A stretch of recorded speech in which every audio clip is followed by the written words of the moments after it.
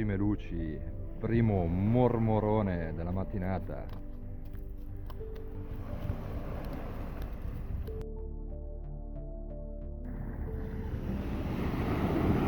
Classica mattinata dove scendiamo sotto casa a finire le esche. Stamattina mi sono rimasti nelle scorse battute dei bibi, canolicchi, muriddu. Iniziato già da un'oretta.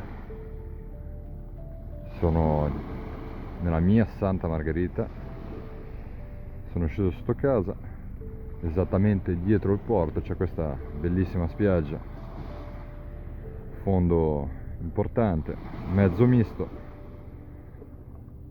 e per il momento sta procedendo tutto bene. Questa mattina per finire l'esche ci si inventa un po' di tutto. Qua ho fatto un doppio muriddu con un piccolo bibi.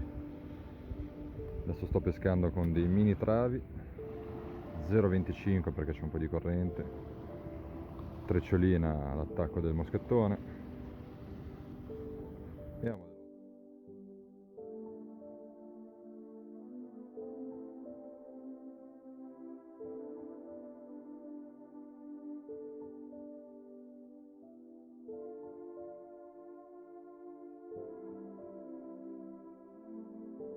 Eccolo qua, il secondo a farci visita è questa pericolosissima tracina, bellissima da vedere, ma fate molta attenzione a slamarla perché tutte le punte sono velenose e la puntura della tracina è veramente una delle più terribili che possiamo incorrere nel surfcasting.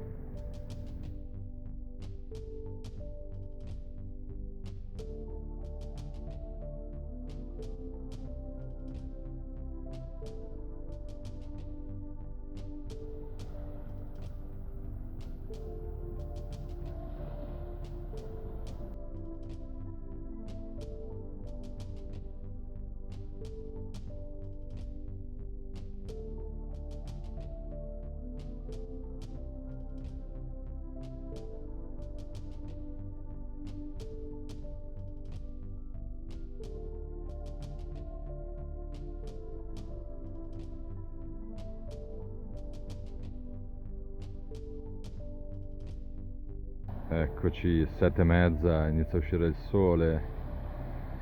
Parliamo un po' di questa spiaggia, classica spiaggia ligure, profonda, scalino subito sotto costa, fondale misto, da destra verso sinistra, sabbia, per poi trovare roccia, scogliera del porto. Un fondale abbastanza importante, scende velocemente e riusciamo a raggiungere anche 5, 6, poi 10 e poi 15 metri proprio sulla lunga distanza.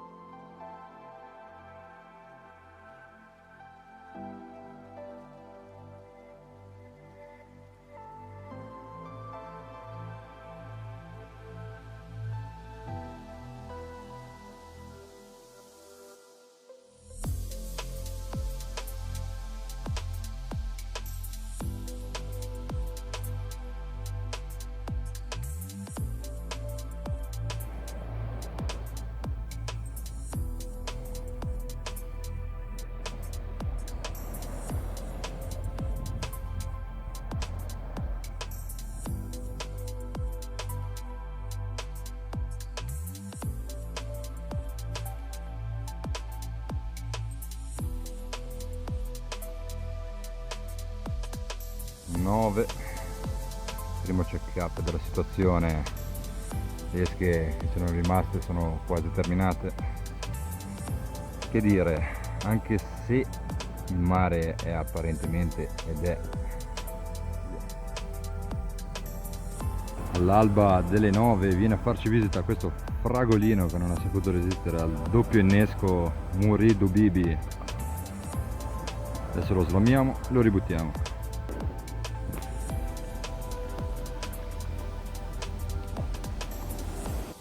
Quasi le 9, primo check up della situazione.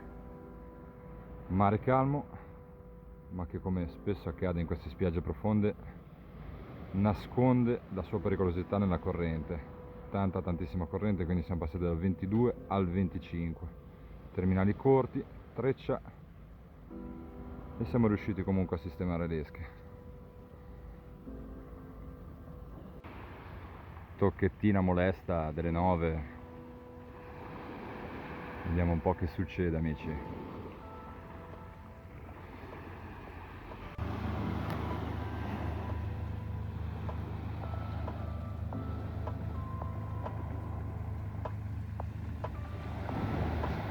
Eccoci qua, 9:30, un sole stupendo, inizio ottobre ancora caldissimo, l'acqua ancora calda, infatti i pesciolini non tardano ad arrivare a disturbarci.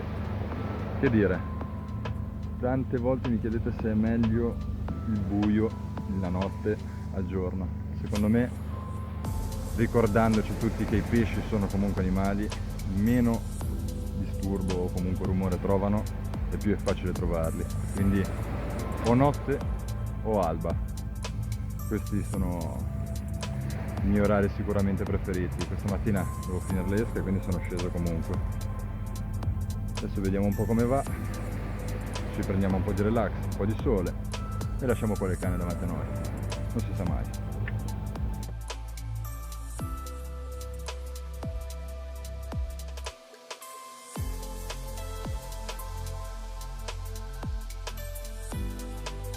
Mezza,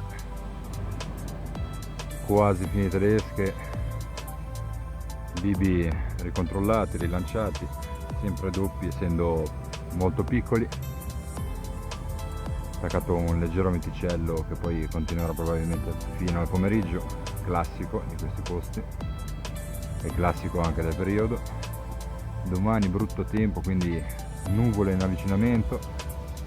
Adesso vediamo un po' come va questa ultima parte di pescata, sperando sempre che la fortuna giri dalla nostra parte nuovamente.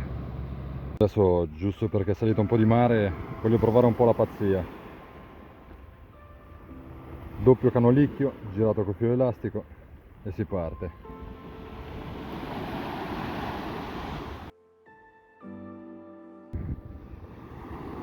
Vediamo un po' di chiudere la mattinata con questo doppio canolicchio.